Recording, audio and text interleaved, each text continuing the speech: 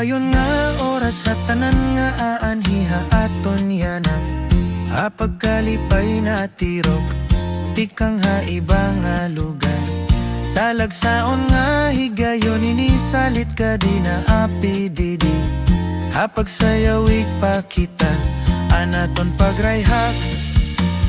Hala pangitahin, igaado kay basi tikanganan sayaw nga bantugan. Ngan basi makitan nimo pamustura, inahangahangan mga katawhan. An mga bisita puros nagaandam, kayan era turno nurunian paman. Samtang naghuhulat nakita niraan, kalugaringon nga sige an sayaw. Samtangan padis ngagin gapos na an panyulito, hala na buklara.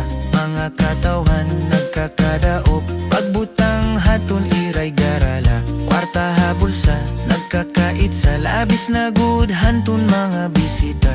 Ayaw pag-iha, kwarta tiro karkay bangin iton magin bato pa. Kamu pa'y pagitan batan non kalaksan. Nagrarayhak, waray hunong nga kalipay. Mga bayhon permi lamahiyom-hiyom. May naluhod habut ngahan sa rayawan. Samtang sige an parakpakhan katawhan.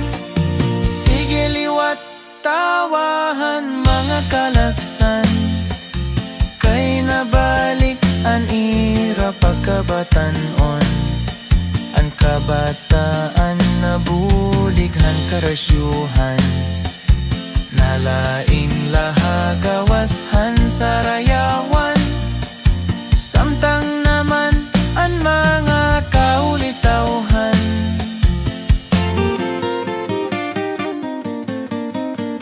Sige bilinghan kababayan